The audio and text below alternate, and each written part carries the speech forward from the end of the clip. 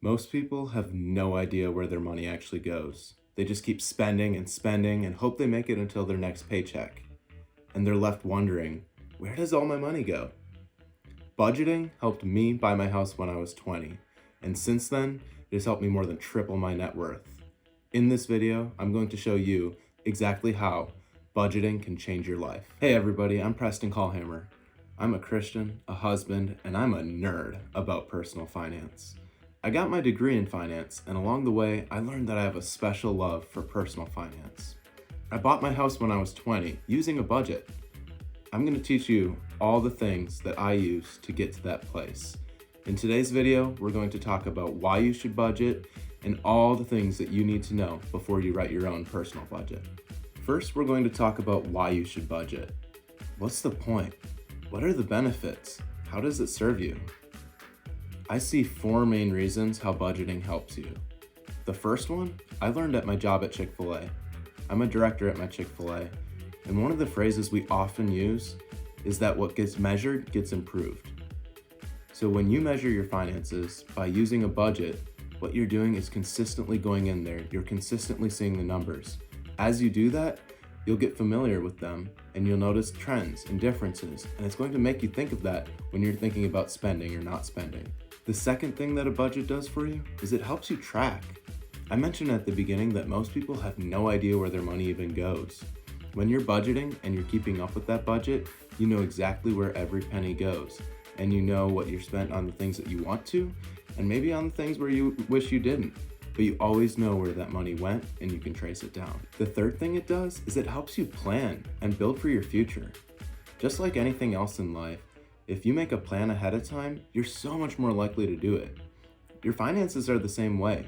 When you make a plan by making a budget ahead of time, you're much more likely to not only chase, but also achieve the goals that you have set out for, because you have a plan and you're sticking to that plan to make them happen. The fourth thing that building a budget does for you is it brings you peace of mind. When you know just how much money you have to spend before your next paycheck, it can give you that peace that you know exactly how much you have. If you know how much you have when you need it for a rainy day, it can give you the peace that you don't have to worry about that day coming. And beyond that, it can even give you the peace of mind that you can see your finances growing and you can see your financial picture looking better and better. That is an amazing feeling. Okay, it's time to start talking about budgeting itself.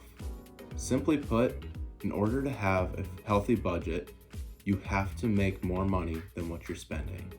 So at the end of the day, it's a simple formula. Your income minus your expenses or your spending needs to be a positive number. Unfortunately, for most people, this is a negative number, and that's where the problem is. If you're spending more money than the money that you're bringing in, you will always be going in the wrong direction. We're going to talk about how do you turn that around and make sure that you're saving more than what you're spending. Here's everything that you need to know before you start writing your own budget. First of all, you need to know your income. Your income, pretty simply put, is just any money you make. So the money you make at your job, the money that you bring in if you're selling things on the side, if you're doing any sort of side hustle, take all of that money for the month, add up the totals, that's your income. Next, what we need to do is examine our fixed cost. So a fixed cost is anything that stays the same month to month. So that could be rent, mortgage, cell phone payment, maybe your Wi-Fi, anything that's on some sort of recurring plan, but the payment is the same every single time.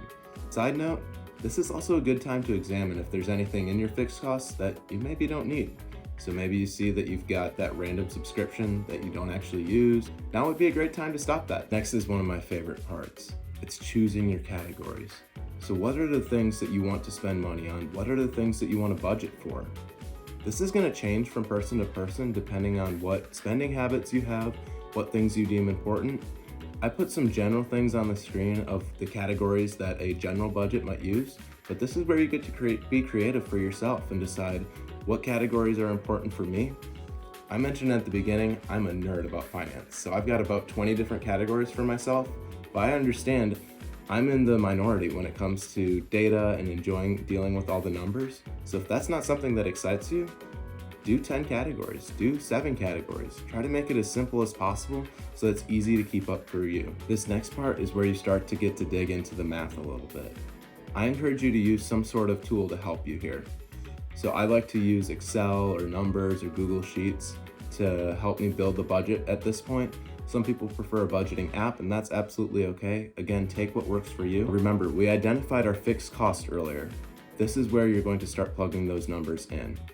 So you take the categories that those fixed costs apply to, and add those fixed costs into those categories, and see just how much money you need to allot for those each month. From there, you know those dollar amounts that you need to set aside every single month for your house payment, for your Wi-Fi, for your cell phone. Whatever it might be that's consistent, you can just set that money aside right away. Take that away from the income that you anticipate making. From there, that's when you get to start working on your numbers. So there's two main approaches that you can take. You can either take a dollar amount approach or you can take a percentage approach. The fixed cost is already taking a dollar amount approach. So if you want to continue using the dollar amount approach all the way the rest of the way through, that's probably the easier route and it's a little bit simpler to keep up with. But if you want to dive in a little bit further, do a little bit more math, you can take the percentage approach, and the percentage approach will allow you to change month to month depending on if your income varies or if you have different things that you want to adjust month to month. It's a little bit easier when you use the percentage approach, and you could say I want to spend 10% on groceries or 5% on personal spending. You can choose from there how much you want to spend. And that leads us right into our next step, which is ensuring that the total number of all the things we're budgeting equals the number of our income. So that number we calculated at the beginning of how much we're bringing in needs to be equal to the same amount of all the combined values of all these percentages and dollar amounts we just talked about. It's going to take some time to make sure that you will get the right amounts in each one, and you want to be careful to make sure you're prioritizing things like savings, giving, and all the things that you have important to you. Make sure you prioritize those first, and then eventually get to the discretionary and the more fun spending and all the different things that you would hope to do but might not have to do if it comes down to the wire. This next step is the most important step. Remember at the beginning I said I learned something at Chick-fil-A. What gets measured gets improved. Making this budget is one measurement, but you have to continue measuring and continue tracking. This is where finding a way to track your progress comes in. I like to use just a simple task app where I track every single purchase that I make. My wife uses it too. We're signed in on the same account.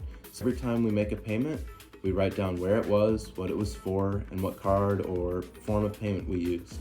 Then at the end of the month, we can track all the spending that we used. Again, there's a lot simpler ways to do that. You can even get budgeting apps that connect to your banking apps and automatically do it for you. You need to find what works for you, but ultimately you have to track your progress. Otherwise, all of this budgeting time will just be a waste. The final step to building your budget is simply to go back and make adjustments as necessary. You're going to have to change things, and that's okay. You won't get it perfect the first time, and it never will be perfect. Anytime that you get off track, even just a little bit, you need to be course correcting and saying, how do I get back on track? What adjustments do I need to make so I don't end up hundreds of miles off of where I want to be in the future? We've talked about a lot of different things that can help you with your budget today. At the end of the day, nothing will change unless you make a plan and actually work on that plan and stick with it, and then track it and come back and follow up with it. So my encouragement to you is go ahead, start making that budget, start working on that plan, and if it's not perfect, just adjust as you go. But it's better to have a plan than not to have a plan. If you'd like to see exactly how to make these things happen in a real budget, go ahead and subscribe, because my next video is going to be me sharing exactly how I put these things into practice in an actual budget. My aim here is to serve you.